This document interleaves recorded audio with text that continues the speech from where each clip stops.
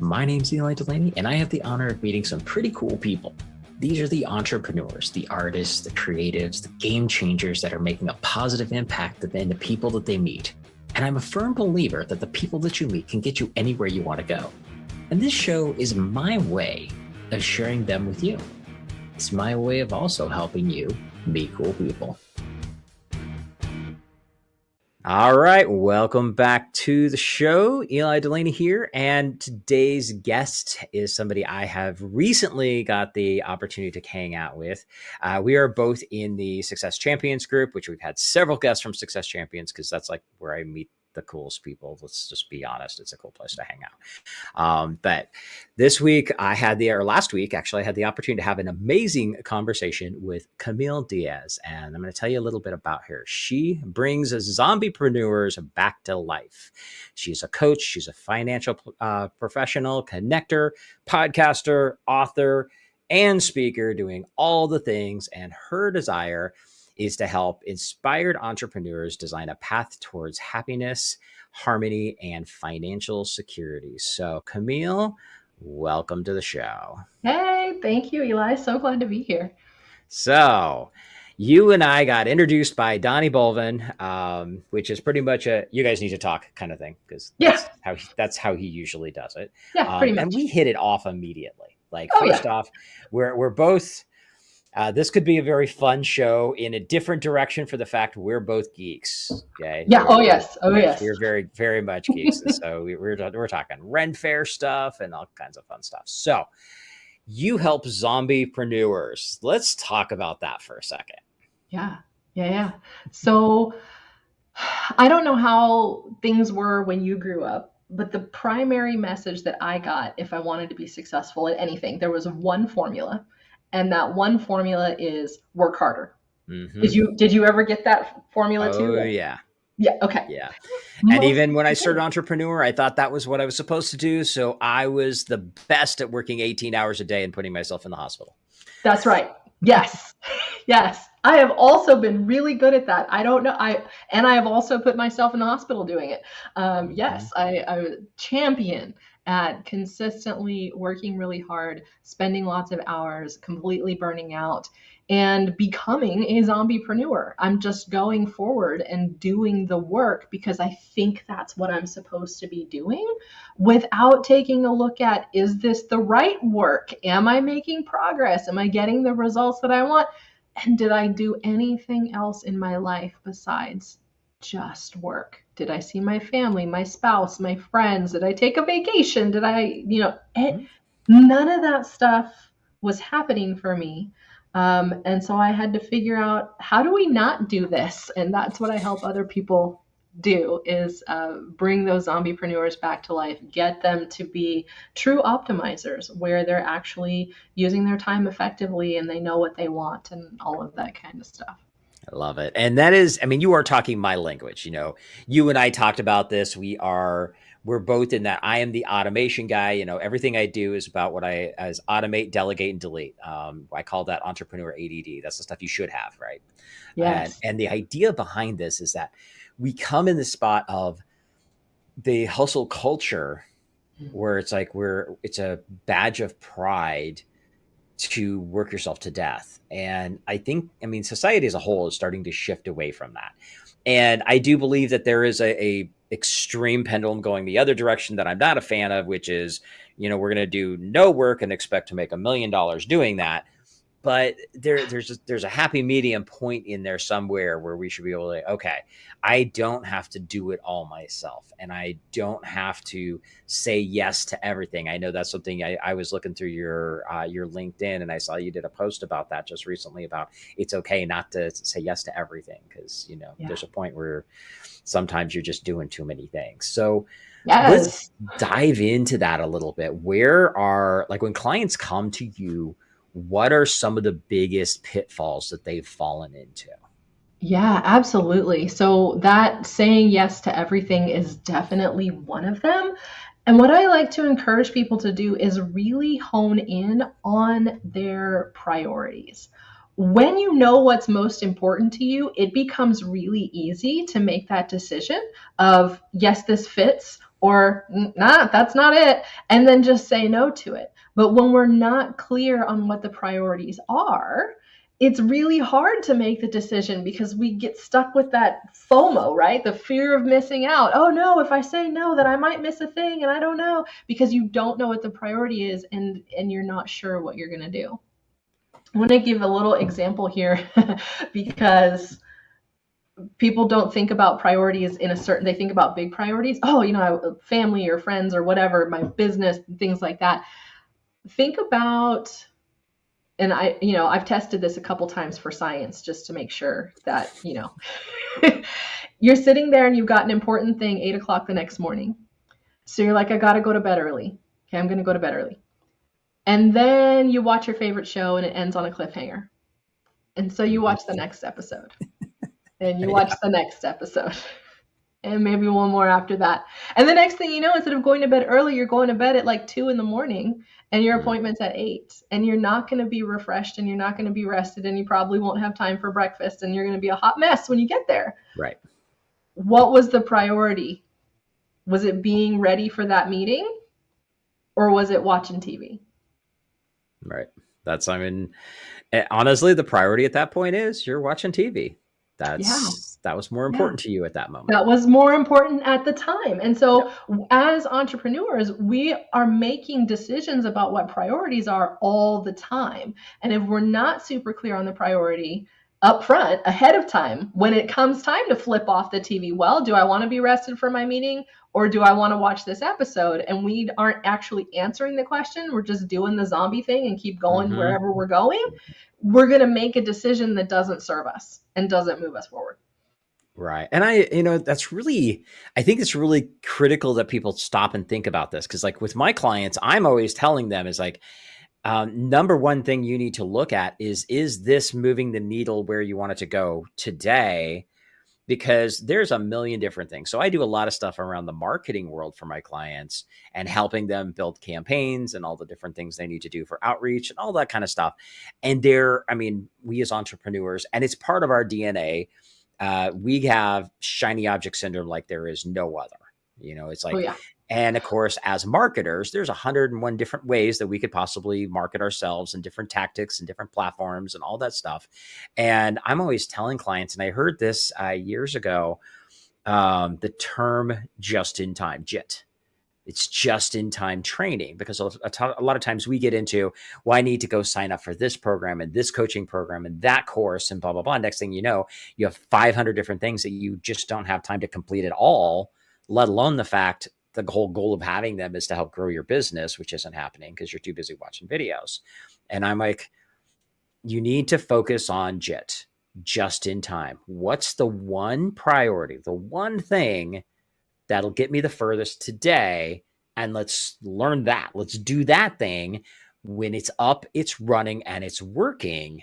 Now let's look at something else. Because the reality is there are so many different options out there. There's no way for you to be able to do everything. I mean, even some of the biggest names out there usually only stick to 3-4 strategies at the most, or different tactics that they use. And they ignore everything else because they know you can't do everything. So find the quickest ones. That's your priority, right?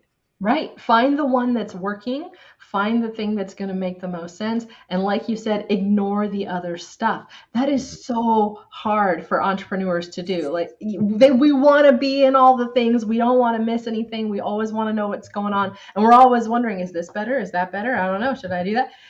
And you're absolutely right. The thing that's actually going to move the needle is the thing to focus on. This works, do this. Yeah. And if it's not working, stop doing that. Find something that works, do that. Okay. So with that said, here's the question, because everybody's going to want to know this one. And if you don't want to know it, for you listening, you should want to know it. You need to pay attention to the next couple of minutes here. We're always overwhelmed between our email lists, our social media. We're getting ads all the time, all the different options that are out there. How do we start weeding through that stuff and, putting the blinders on so we're only looking at the most important things? Because I think that's where a lot of people suffer. Yes. you have to make things earn a spot on your calendar. I live by my calendar. So if it's on the calendar, I'm doing it. And if it's not on the calendar, I've completely forgotten that it exists and I'm not getting it done. So when it comes to figuring out what the priority items are, only allow the priorities to earn the space on the calendar. Essentially, think of it like you are the director of your own show, because you are, and then hold auditions on a regular basis to determine what you want in your show.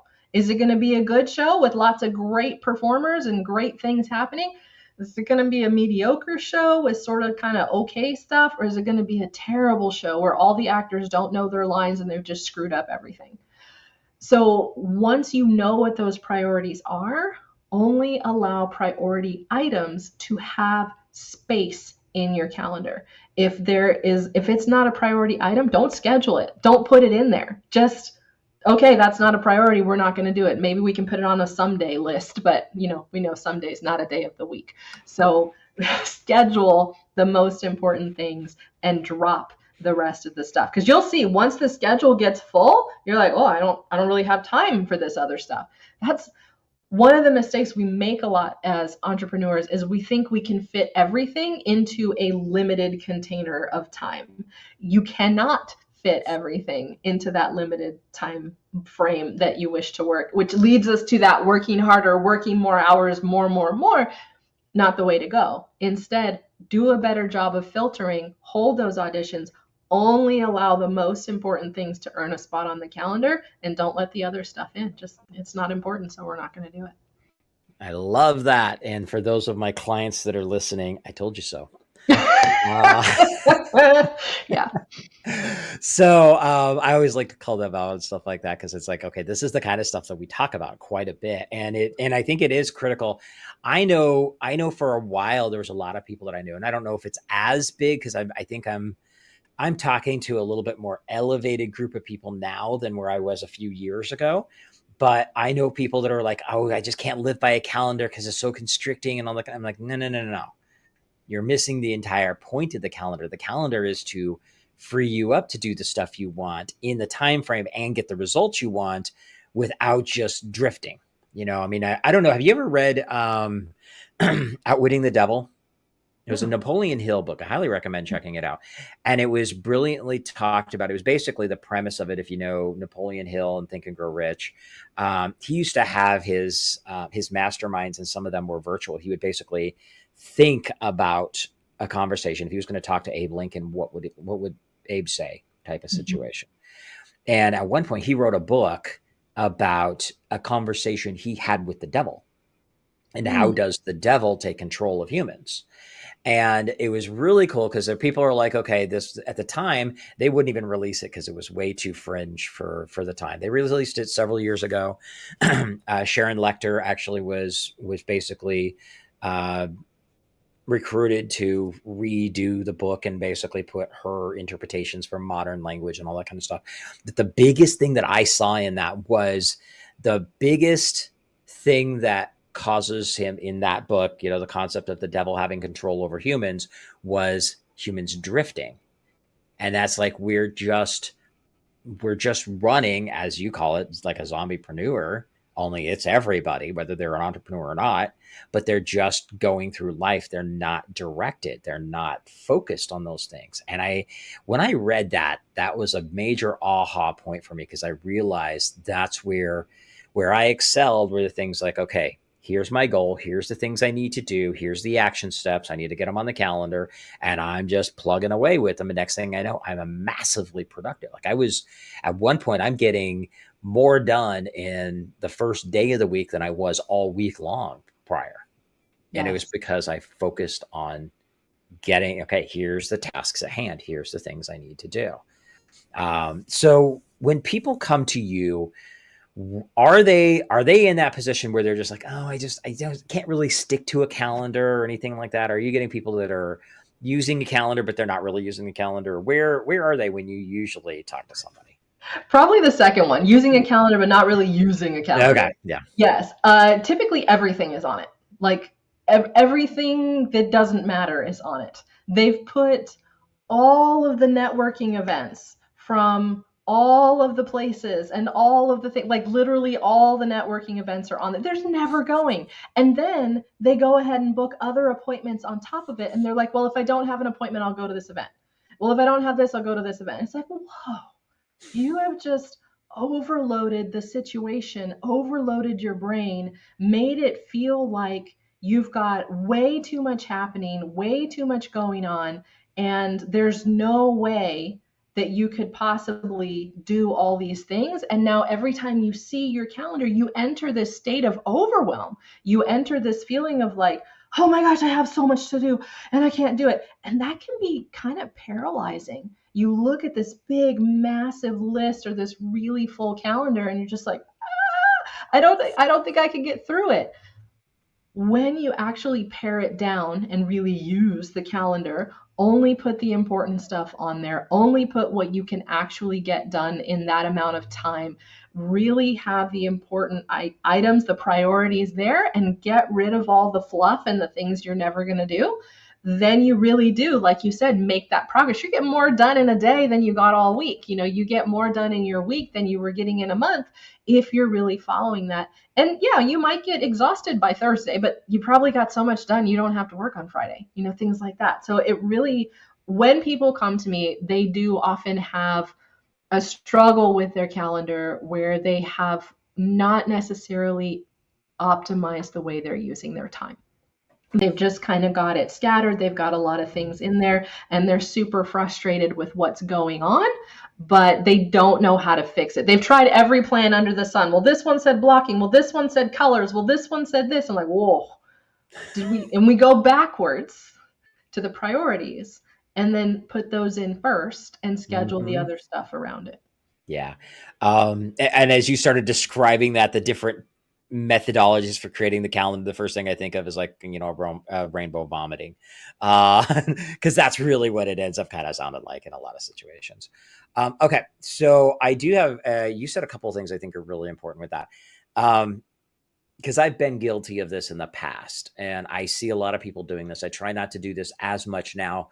Sometimes I'll put stuff on that's I kind of want to go to this, but we'll kind of see where the priority is. However, it's not the best way to really do it. It needs to be, and I think this is where we as human beings have come into an evolution of a lack of commitment. And we're not willing to commit to something. So we want all of our options open, which is why they're doing that, why they're putting, all right, there's 500 different networking events. There's no way you're going to get to all of them, but you put them all on the calendar because you might want to go to that one. Okay, then put that one on the calendar, commit to going to that one, and get rid of all the other stuff. Yeah. Get rid of all the other stuff. Yeah. It's that not being clear on the priority. It's not having that clear strategy, that clear system, that plan that's like, this is my priority. This is what I'm doing. Maybe you do have to test out 4 or 5 networking events to figure out which one has your best audience, which one has your power partners or your people that you like. Cool. You go through the testing phase and then you pick one and you go to that. Right. Yeah. And then you don't have to worry about the rest. Mm-hmm. Yeah. Well, and something else too that I was thinking about as you were talking was, I think that it's important for people to also understand how their body works and how when their best time to do the right things are. This is something that I push with my clients, and I'm sure you'll be able to expand a lot more on this, is figure out like, when is the best time? Like for me, I know my best writing time is first thing in the morning. My times, anybody who knows me knows that I don't book a call with people until 10 o'clock because I do not want to speak to a human before 10 unless it's my barista. That's the rule. Okay. So yes. But I know that's how my brain works. And there will be times where there are exceptions. There are times where, as an example, I might be speaking at an event or, somebody, we just can't fit it in otherwise. So we're like, all right, I'm willing to do it this way. Just don't expect me to be completely awake yet. Things like that. You can always bend the rules, but you have to set the rules first. And excuse me, I think one of the things the reason I'm leading to this is I noticed something else that has that a lot of people suffer from is they overbook like back to back nonstop, and they don't put time in for their recovery, for their time to relax. Maybe they need to go meditate. Maybe they need to just go sit down and, like, for me, I put it on my calendar from noon to 1 is lunch. Now, I can choose to come back, get back to my desk early and start working if I want to. But generally speaking, the rule is from noon to 1, I make my lunch. I put on my headphones, get some kind of relaxing stuff going on. I'm reading a book. That's when I journal a lot. And I take that hour to recharge myself. So at 1 o'clock, I'm ready to rock and roll again. So let's talk about that, the power of putting personal time and scheduling that space, scheduling the white space between the chaos, because I think that's something a lot of people miss. It is something a lot of people miss. And there are so many people that come to me and have not done this at all. It's one of those things that I share. It's one of those things that I talk about. And I want to go back to the thing that you originally said about figuring out your best times. I have a whole training that I do on launch and landing. So how you start the day, how you end the day, what parts of the day you're going to be the most functional. I am a morning person. I'm super productive in the morning, but much like you, I don't want to talk to anybody. So I also do not allow others to book on my calendar before 10. If I choose to do a 9 o'clock event, cool, I can do that. And I have learned that if I choose to do things before that, I'm going to be a little grumpy about it. So I know for me, that is my really good thinking time. Whatever I want to crank out and be super productive at, I should probably do it first thing in the morning. Some days, that's exercise, because I will not do that in the afternoon. I've tried and I suck at it. Other days, it's work stuff, because I'm really good at getting a whole bunch done in the morning and staying focused. So if I'm working on a course or I'm working on something for a client or whatever, if I do it in the morning, we're going to be good. Going to the buffer time thing, that's what I call it, that time in between meetings, that recharge time, whether it's a lunch or not or whatever, you need it. For one, most people have a little bit of follow-up to do after an appointment. So if I do a virtual coffee with somebody, I'm going to go make some notes afterwards. I want to log that I did that. Maybe I'm making an introduction for them and I need to send an email. I want to do those things as soon as I can. And if I can fit them into that buffer time, then that's really great. Occasionally I have to do them at the end of the day or whatever, but ideally get them done right away so that it's just done and you don't have that pile of stuff waiting for you at the end of the day, or worse, at the end of the week, and you're like, oh, I don't want to carry this into the weekend, of all these things that you have to catch up on. Definitely the time to mentally reset, to recharge yourself, get a snack, walk around, go outside, meditate, journal, whatever those things are that you need to do between meetings to be set, to be ready to go to the next thing, fully present, fully refreshed. Kind of goes back to that priority thing. Are you going to just keep going back to back to back and wearing yourself out? Or are you going to show up to every activity fully present, fully engaged, ready to go and give 100% to whatever that thing is that you're doing? I love that. And it is really important to think about those kind of things. A lot of times people don't. One of the things for me, I actually even set it up like my calendar. If somebody's booking a call, I have two different types of time frames. One is 25 minutes, knowing it's not 30 minutes, it's 25 minutes, knowing we've got a 5-minute buffer, and 45 minutes, not an hour. Because if we're having a 45-minute conversation, I know that whatever I need to do between is going to take a bit longer. And the great thing about doing that is that it gives us time, wiggle room, if we end up going long as well. So like even a virtual coffee, for me, I have it set that it's a 25-minute window, but the next half hour is not open. So that gives me additional time. And what I'll do is when somebody books, say for instance, they book that 10 o'clock spot, nobody can book the 10:30 spot. Because what happens is, number one, if the conversation is good, I don't want to shut it short. You and I had that conversation. It's like, where's We the went freaking over minute? we're like an hour and 15, hour and 20 minutes because we were both each Exactly. other's last appointment of the day. Yeah. But we did the thing that we both did is keep checking in. Hey, I see we're around 30 minutes. Are you okay? Hey, I Hmm. see we're now at an hour. Are you okay? You know, Yeah. because we want to be respectful of that time. Yeah. And it's great because, I mean, you definitely want to be respectful of that time, but it's great to put that in case you have that kind of connection with somebody and you Yes. want to continue the chat. Because Yeah. there's nothing drives me more nuts than getting into a good conversation with somebody. Oh, God, I got to leave. I'm sorry. Well, we'll schedule another one.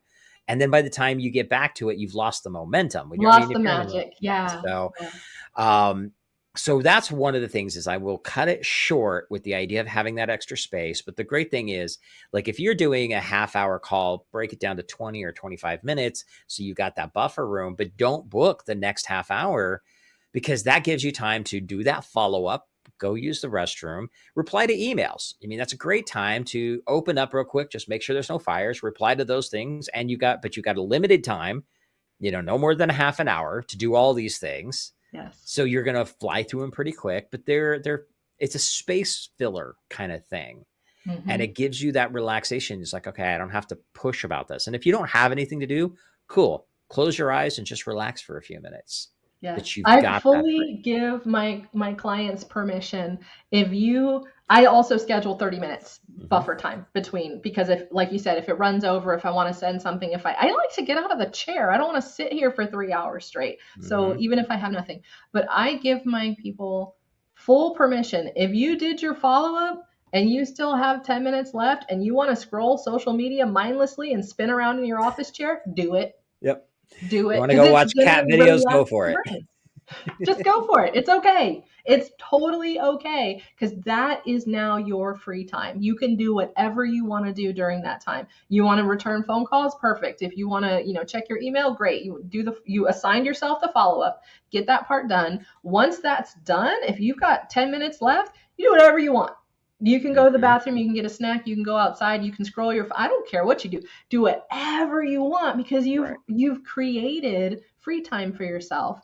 And our brains work better when they're not continually pushed to come up with answers and solutions and things 24/7. If Yeah. we give ourselves that little bit of downtime, that little bit of rest break in between, you're so much more creative and thoughtful and ideas flow and all of that kind of stuff. And you don't get burned out the way you do if you just keep grinding. Right. Well, and that also brings up the fact of going back to, like we were talking about, scheduling everything, which is schedule your downtime, schedule your time to go do other things, go lunch with somebody, go have hobbies, schedule date night, whatever those things are, put it on the calendar. I always find some people, there's a lot of pushback with that, especially when you talk about like scheduling time with your kids or scheduling date night with your spouse or whatever. And they're like, what am I, just an appointment? It's like, no, the appointments are the important stuff. Yeah. Yeah, you know, exactly that. My spouse used to get frustrated with me when I would schedule a time for it. Like, hey, do you want to have lunch on Thursday? Yeah, let me put it in the calendar. And he's like, mm-hmm. why you got to put it in the calendar? So nothing else happens. I really want to spend this time with you. I don't want to screw it up and book something else in that spot. So I'm going to put a solid 2 hours right there so we could drive someplace and eat peacefully and drive back, like the Mm-hmm. whole thing, right? So yeah, whatever's important needs to go in the calendar. It's got to earn a space. Yeah. And No, I love that. if it's not in there, it's probably not happening. Yeah. Well, and for me, that's critical because if it's not on the calendar, it doesn't happen. My brain, one of the other things that's really good about having a calendar is the fact that we're human. We forget stuff all the time. And I cannot believe how many things I've forgotten to do. But it's because they didn't get on the calendar. Yes. When I put them on That's the calendar, where the calendar provides that freedom and flexibility that the people who are resistant to the calendar thing feel like it's going to be restrictive, but it actually gives you more flexibility because if it's in the calendar, you don't have to keep thinking about it. You don't have to have this laundry list of things that if it doesn't happen, it's going to be a crisis. Because you're like, I already loaded those in. I'm going to get a notification. We're good. And now you're all freed up to do whatever it is you're doing or focus on the project you're in or enjoy your time with somebody. You don't have to have that continuous, so I got to do this. And then at 2:00, it's this. And then after that, it's this. Yeah, calendar's going to tell you. Don't even worry about it. So it really gives you that freedom, not only of time, but it also gives you that freedom of mental capability, which I think is where we get burned out sometimes as entrepreneurs, is we're pushing so hard on our brain that you just burn out, and then you're like, I can't think anymore, and you're not getting anything done. Right. Yeah. And I think, for me personally, I found, as an entrepreneur, we, again, like I was saying, when we started this whole conversation, we talk about the badge of pride of how many hours a day we can work and, not end up 6 feet under. And what ended up, for me, what I actually found was that I would start burning out. And then I'm like, okay, I have to force myself to take a day off or 2 days off for the weekend. Mm-hmm. And I don't normally, even still today, I don't normally do that. But because it's just me by myself. So I have nothing else to do. It's either here or sit and watch TV and eat popcorn all day. I'd rather be productive to some sort for the most part. But that doesn't mean you shouldn't have downtime. And I think that it's really important that put that one more thing on the calendar. Take actual time off, like take a full day off, no work whatsoever. Yes. And especially for those of us that are single, you got to do that, because otherwise you get sucked into just living that life. It's You don't have easy. obligations. Yes, it's so easy to just schedule everything because you're like, whatever, I'm not doing anything anyway. But what happens if you watch your productivity level, if you watch your stress level, if you watch your mental load level, when you just try to work to have something to do, you're going to end up being less productive. So it's that concept of diminishing returns. You think about, like, okay, you come in on Monday, Tuesday, those tend to be really productive days. Do you see your productivity trail off Wednesday, Thursday, Friday? Probably. If you burn yourself out the first couple of weeks, you're not going to be as productive. You're not going to get as much done in the later part of the week. Or maybe you need a ramp up, and so you struggle at the beginning and then later it's good. It's knowing that flow, it's knowing where you're at, but definitely taking time off to rest, recharge, chill out, do nothing, go hang with people, whatever it is you like to do. If you don't want to people, don't people, just be on your couch. If you feel like you got to get out, go get out. But I love that concept of at least a day that no work is happening, not checking messages, not checking the phone. And I get in a habit, right? Like, I'll want to look at my email and then I'll be like, oh, nope, it's the weekend. Nope, don't you look in there. And I won't do it because I need to remove that layer of intensity so that I can fully recharge and get back to being the most productive that I can. When you do that, you will find that you go into that more optimized state, get more done at that time, versus if you're always trying to do something, burning the candle at both ends, as they say, and then holding a match under the middle. No, you're going to completely melt down. You're going to become that zombiepreneur that you're just doing things because you think you have to, or you think you should, right? We start shooting on ourselves. Oh, I should be doing this right now. I should be doing this right now. And then you're always trying to be busy, but not necessarily be productive. Yeah, very, very true. Awesome. Okay. So any final thoughts that you want to share before we kind of start wrapping everything up? Is there anything that we didn't cover that you think we probably should have when it comes to how to, I mean, we kind of focused on the calendar more than everything else, but it's all important stuff. We did. Anything else that you think is first actionable steps people should be jumping out and doing, like, right away?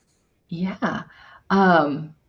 I would say find your accountability person. Okay. Or group or anything. That's kind of the other piece. It's the priorities, it's getting them scheduled on the calendar, and then it's some way that you're going to be held accountable. Holding yourself accountable is really easy for some people and really hard for pretty much everybody. There's those few people out there that's like, it doesn't matter. They're going to do the thing regardless. They don't need help. They don't need support. They don't need anybody to check. They're just going to do it. Right. And all the rest of us are like, what's up with them? Because for most of us, that is not the case. But if somebody's going to check on you, not be angry about it, not punish you, not doing it, just that checking on you actually makes a difference in whether or not you're doing it. Because there's only so many times you want to show up and be like, yeah, I didn't do it. Yeah, I didn't do it. Right? Like 2 to 3, and then we're doing it. So figuring out how to put some accountability in place, whatever, there's lots of ways to do it. You can do public, you can do private, you can do systems, you can do consequences, you can do rewards. There's so many things. Figuring out what works for you and setting up that system is going to be huge to actually keep you on track on the days when you don't want to do it. There's always going to be a time that you're like, I had 3 days off, but I want 12. Like, you just don't want to do it. And it's being accountable will help you actually go, nah, I already chose this. This is my priority. This is my plan. I see what's on the calendar. I'm getting my butt up and I'm going to do it. Yeah, I love it. I love it. Awesome. Okay. That was great. So get an accountability partner. That's not that difficult. And you did say something that's really important. There are a lot of things out there. Like, some people are doing the rewards or punishment if you don't kind of thing. Those kind of things I'm never a fan of. But for some people, they work really well. So figure out what works for you. I think it's very personality related. Certain personality types, if they don't have consequences, they won't do it. They just don't care. Other personality types, if they have consequences, it will freak them out so much that they won't even start. They will not agree to do anything. So it really is figuring out what works for you and then implementing that, not just implementing someone else's thing because it's working for them.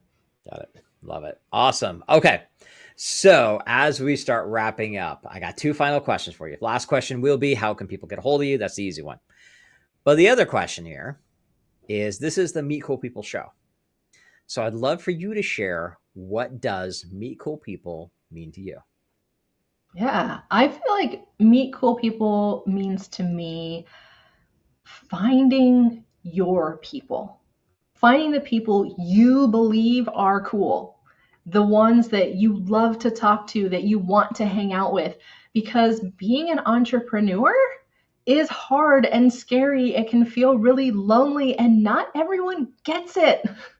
If someone's not an entrepreneur, they may not understand the struggle, and they may not want to celebrate the small wins that you have or the big client that you landed. They'll just be like, yeah, so, or, oh my gosh, that's huge and whatever.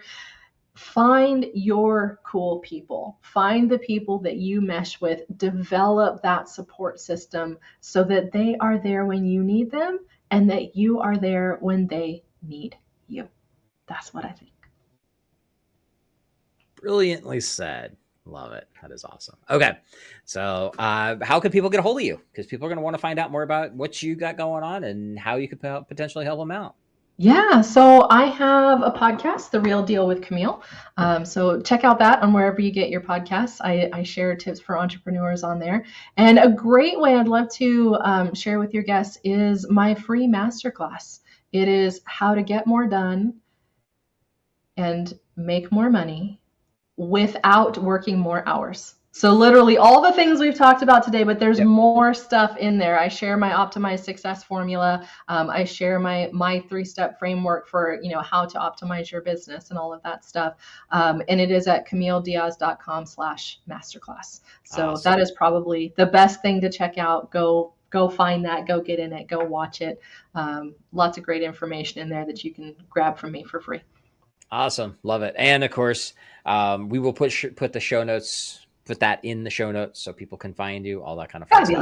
Yes. Fabulous. So Camille, thank you so much for coming and hanging out today. I knew we were going to have a good chat. And like I said, you and I only met like a week ago and immediately hit it off, which that's what I love. I love it when I can have those kind of connections right out of the gate. So of course, that's why I invited you on the show. So thank you. I'm so glad you did. Thank you. Awesome. Well, with that said, everybody get out there. Have an amazing week. As always, you know how to get a hold of me if you need anything, and we'll see you on the next episode. Take care. And that wraps up another Meet Cool People show. Now, if you like what you heard, be sure to give us a like, subscribe, or review so I can help introduce these amazing cool people to even more amazing cool people. And just remember, meeting cool people is just the beginning. You need to have a system in place to follow up with the amazing people that you meet. This is exactly what we do for our clients. Now, if you'd like to see if my team and I can help you, go to convertmoreclientsnow.com and check out the case study video to see exactly how we're helping our clients turn casual connections into cash clients for life. Again, Go to convertmoreclientsnow.com and see how we can work together to turn you into a follow-up rockstar.